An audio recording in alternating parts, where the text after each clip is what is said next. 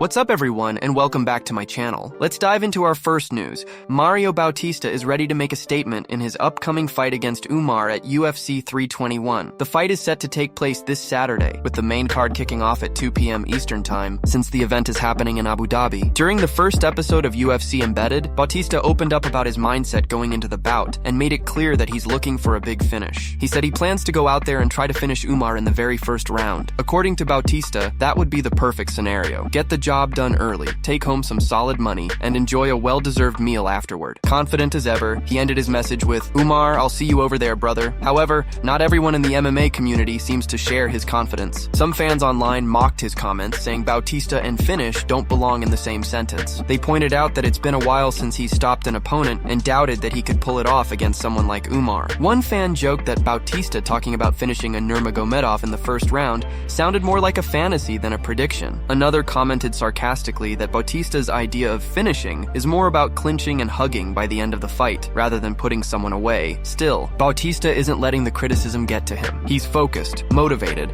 and believes that this fight is his chance to show the world that he belongs among the elite at bantamweight. Meanwhile, fans also know that Umar is not the kind of fighter to underestimate. Known for his elite grappling, sharp striking, and relentless pace, Umar is coming in to maintain his undefeated streak and prove that the Nurmagomedov name still dominates the sport. With both men motivated and confident, UFC 321 is shaping up to be an intense clash of styles. Bautista looking to make a statement, and Umar looking to shut it down. And before we continue, make sure to leave a like on the video and subscribe to help support the channel. Moving on to another news, Max Holloway has officially shut down any chance of him fighting in BKFC after his UFC career is over. During his recent livestream on Kick, a fan asked Max if he'd ever consider stepping into bare-knuckle boxing once he retires from the UFC. Max didn't hold back with his answer. He said he'd never fight in bare-knuckle and called it the most stupidest thing in the world. This caught many fans off guard, since Max is known for his incredible striking, toughness, and his signature move of throwing down in the final seconds of his fights. You'd think bare-knuckle would fit right into his skill set, but Max made it clear that's not something he's ever doing. In his own words, Max said, "I ain't never going to do bare-knuckle fight. That's the most stupidest thing ever in the world. When I'm retired, bro. Maybe I'll do a boxing match, but not a bare-knuckle one. That's ridiculous." He went on to laugh about the idea,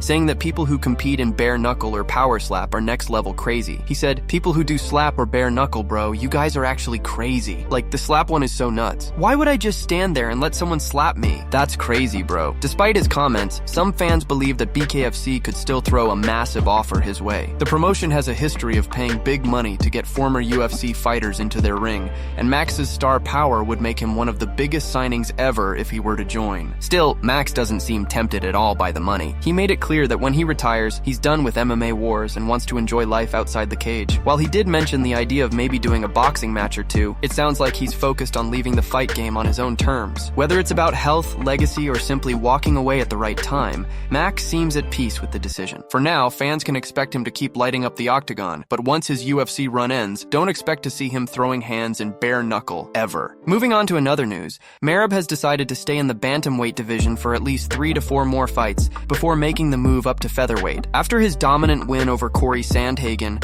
many fans and analysts started speculating about a potential move to 145, especially given Merab's relentless pace and size for the division. However, the machine has made it clear he's not done at bantamweight just yet. Following his impressive victory, Merab wasted no time and agreed to face Petr Yan in December, showing once again that he's willing to fight anyone the UFC puts in front of him. Still, the conversation about a future move up in weight hasn't gone away. Even Bisping publicly expressed interest in seeing a super fight between Merab and Alexander Volkanovski, saying it would be an incredible matchup between two cardio machines. Recently, Merab's coach John Wood sat down with MMA Fighting and shared some insight into his fighters' plans. According to Wood, fans shouldn't expect Merab to move up immediately. He explained that while making weight at 135 is getting tougher for Merab, he's still capable of performing at a high level in the division for a few more fights. Wood said, "Making weight sucks, and Merab definitely isn't a fan of it. That's probably the hardest part of the process. But even if he goes up to 145, he'll still have to deal with weight management. I think we've got an easy 3 to 4 more fights at bantamweight before that move needs to happen. Once those fights are done, then we can start talking about going up." For now, Merab remains focused on continuing his dominance at 135 pounds, with his eyes set firmly on the top contenders,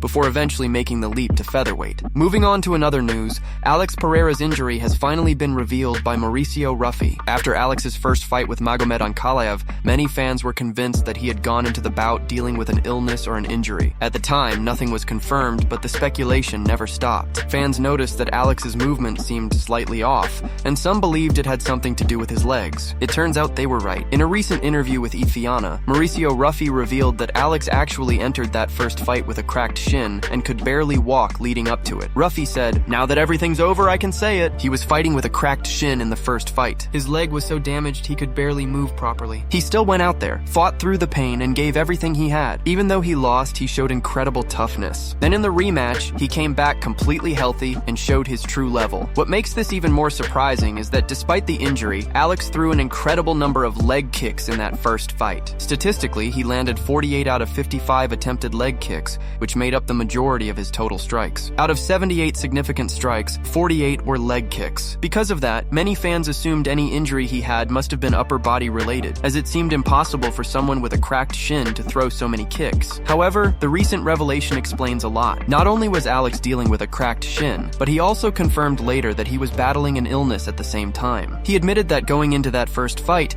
he was operating at only about 40% of his full capacity. Despite that, he still managed to go the distance with one of the toughest light heavyweights in the division. We all remember how the rematch played out. Alex came in looking like a completely different fighter, aggressive, composed, and ready to fire from the opening bell. His movement was sharper, his kicks had full power, and he was in complete control. That dominant performance made it clear that his shin had fully healed, and that the injury from the first fight had been a major factor in his earlier struggles. It's another reminder of how much these fighters endure behind the scenes, often stepping into the cage far from 100%, yet still managing to perform at an elite level. Moving on to another news, Chito Vera has finally broken his silence on his recent UFC Vancouver loss. After suffering a tough split decision defeat to Aman Zahabi this past weekend, Chito opened up about his emotions and what happened right after the fight. According to him, he was furious as soon as the fight ended. He revealed that he left the arena just 90 seconds after stepping out of the octagon, still wearing his UFC fight gear, with no shirt or shoes on. He immediately demanded an X-ray on his finger from the UFC doctors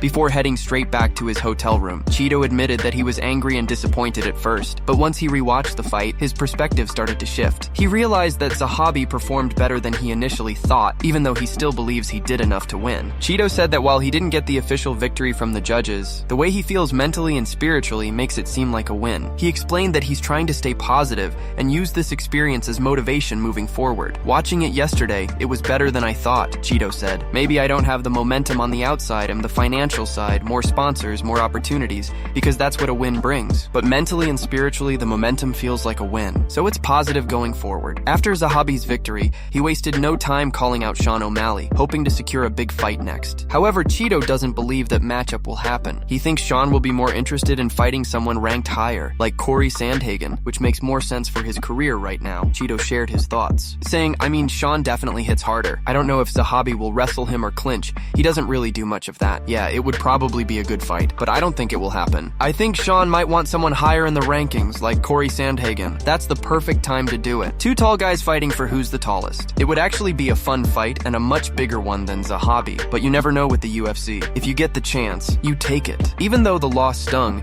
Chito seems to be handling it with maturity and optimism, focusing on what's next rather than what went wrong. Moving on to another news, Derek Moneyberg is still planning on suing Sean Strickland. For those who've been following the story, this all began when Strickland publicly confronted Moneyberg, accusing him of scamming fighters and being a fake black belt. The situation quickly escalated online, and now Moneyberg says he's taking legal action. During his recent appearance on the Ariel Helwani show, he opened up about the ongoing dispute and made it clear he intends to move forward with a lawsuit against the former UFC middleweight champion. Moneyberg explained that he's been nothing but respectful towards Strickland, but feels that Sean has gone too far with his comments. According to him, Strickland made several nasty and false claims about his character and business, crossing the line from opinion to outright defamation. He said, "He can have whatever opinion he wants about my black belt. He's a world champion fighter and an expert in his field. But when he starts saying false things about my business or about me personally, that's when it becomes malicious." Moneyberg stressed that these comments have damaged his reputation and hurt his brand, which is why he feels forced to take legal action. When Helwani asked if the lawsuit was official, Moneyberg confirmed it, saying,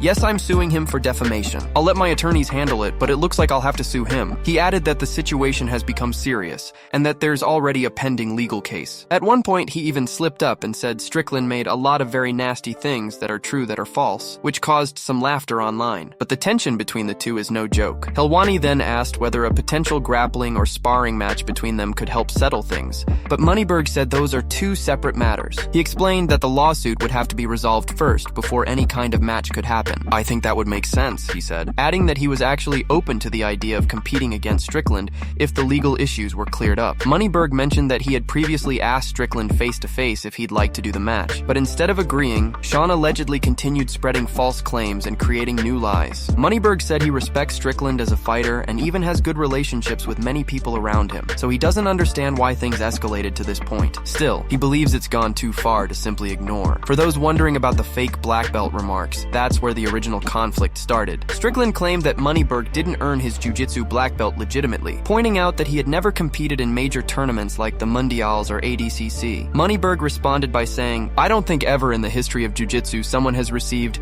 a black belt without any competition on their record." He noted that legends like BJ, Penn and Khamzat earned their belts after major accomplishments. BJ after winning the Mundials and Khamzat after winning the UFC title. Moneyberg defended himself, saying he trained with UFC champions for 2 years and earned his black belt through intense behind-the-scenes work. Critics, however, still question how someone in their mid-40s could achieve the rank in just 3.5 years. Despite the skepticism, Moneyberg stands by his credentials and insists the issue isn't about the belt. It's about protecting his name and reputation. Moving on to another news, Dana White has weighed in on the recent flare-up between Khamzat and Petr Yan. The whole saga began after Peter made a comment saying he doesn't see Khamzat as a real Russian. That statement quickly went viral, and Khamzat fired back, mocking Yan's last name and calling it Chinese-sounding. Things reportedly escalated when the two crossed paths in person. According to Peter's manager, Syed Abdurrahmanov, the conversation between them got heated and, in his words, crossed the line. However, he added that their next meeting will likely just end with a handshake to settle things down peacefully. This kind of tension is never good news for Dana and the UFC, especially with Khamzat holding the middleweight title and Peter preparing for a massive bantamweight title eliminator in just 2 months. Dana admitted he was frustrated to hear about the altercation, but said he wasn't entirely surprised. As he pointed out, Khamzat has always been unpredictable and has found himself in the middle of multiple conflicts throughout his career. From backstage confrontations to fiery exchanges online, Khamzat's intensity has often spilled outside the octagon, and this situation with Peter is just the latest example. What makes it even more surprising is that Peter and Khamzat actually have a bit of history together. They've trained side by side in the past and were known to have a friendly relationship built on mutual respect. So to see things explode like this caught many fans off guard. Peter is currently set to face Merab once again on December 6th in a rematch that not many fans were calling for. Their first fight was completely one-sided, with Merab dominating from start to finish, showcasing his relentless pace and wrestling pressure. Still, Merab has gone on to defeat nearly every top bantamweight on the roster, leaving the UFC with very few other matchmaking options. As for Dana, when he was asked to comment on the situation, he gave a typically blunt response. He said he didn't know if anyone could have predicted what happened, and that you simply never know what to expect from someone like Khamzat. "It is what it is," Dana said. "We're in the fight business, gentlemen. These are the things that happen." He explained that while moments like this can be frustrating from a promoter's standpoint, they're also part of the chaos that comes with managing fighters who are as emotional and competitive as Khamzat and Peter. Dana went on to say that incidents like these remind everyone that fighting is not just a sport. It's personal, it's raw, and it brings out intense emotions. He made it clear he doesn't condone such outbursts, but he understands that tempers sometimes flare when you're dealing with world-class fighters at the top of their divisions. For now, the UFC is hoping both men can move past the incident, focus on their fights, and let their skills do the talking inside the octagon. Moving on to another news, Israel Adesanya has found himself in the middle of major backlash after posting a controversial video on his Instagram story. Late last night, Izzy uploaded a clip where he tried to make a joke about political commentator Charlie Kirk, but instead, the video backfired and sparked outrage online. In the clip, Israel can be seen pouring himself a shot of alcohol while saying, "Want to hear a black joke?" He then holds up the glass and says he calls it the Kirk shot because the glass has a bullet encased in it. He goes on to laugh and add, "You know why? Because it's black." He pauses for a moment trying to find humor in it and continues saying, "There's something there, just figure it out. There's a joke in there somewhere. You can do it. Figure it out. Flay, Chappelle, Oprah, figure it out." The meaning behind the video wasn't exactly clear, and fans quickly began questioning what point he was trying to make. Many people didn't understand how the so-called Kirk shot connected to it being a black joke, and the confusion quickly turned into backlash. MMA fans across social media started calling out Adesanya for what they saw as a failed attempt at humor and an unnecessary jab that crossed the line. One user wrote that this was the same Izzy who stayed up until 1 in the morning arguing with fans online before his fight with Strickland, calling him a disgusting individual. Another fan said, "I've been a huge fan of Izzy since his debut, but this isn't something that should be ignored. What if Charlie Kirk's family saw this?" close. Too soon, Izzy. Too soon. Others criticized him for being cringier with age, while some suggested that the CTE from his recent fight with Imavov was starting to show. Comments poured in saying that if he keeps this up, he might even face visa issues when fighting in the US. A few went further, saying, if you're going to be edgy at 40 years old, at least make a better joke, and mocked him for potentially ending up drunk at a bar one day watching Alex fight, claiming he once beat him. However, not everyone was against Adesanya. A small portion of fans defended him, saying it was just dark humor and people were overreacting, but the majority felt the video was tone-deaf and uncalled for. Whether it was a joke gone wrong or simply poor timing, Israel's attempt at humor clearly didn't land the way he expected,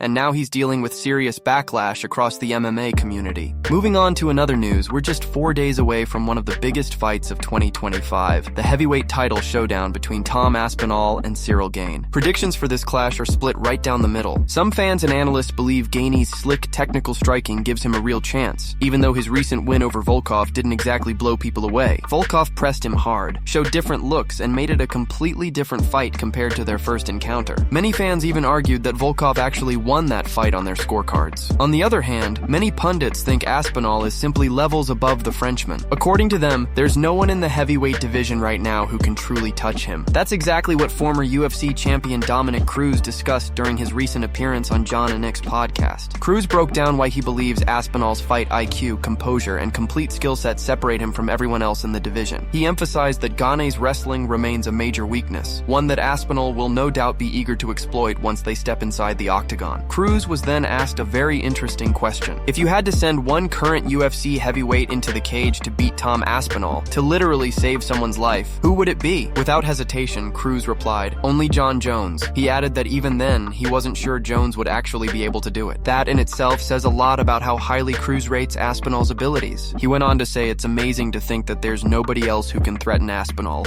and at the same time, nobody who can truly threaten John Jones. Cruz claimed that this dynamic is exactly why Jones never took the fight with Aspinal. In his view, it's a small blemish on Jones's otherwise legendary career. He suggested that Jones's ego might not have been able to handle the idea of facing someone as dangerous as Aspinal. Still, Cruz said he would love to see Jones step up, beat Aspinal, and then retire on top as the greatest ever. That, he said, would be an incredible way to close out a historic career. However, Cruz admitted that in his opinion, Aspinal would probably win that fight. He explained that if Jones somehow managed to beat Aspinal, using his legendary fight IQ, his ability to manage distance, and his excellent use of the deep kick, it would be an all-time great performance. But Cruz doesn't believe that would happen. He said Aspinal's size, strength, and natural athleticism at heavyweight make him a completely authentic and dominant force. According to Cruz, that would be the first time John Jones would ever truly feel the power and physicality of a genuine heavyweight, and that alone would be a huge factor in the fight. That's it from MMA Pulse News. Thanks for watching.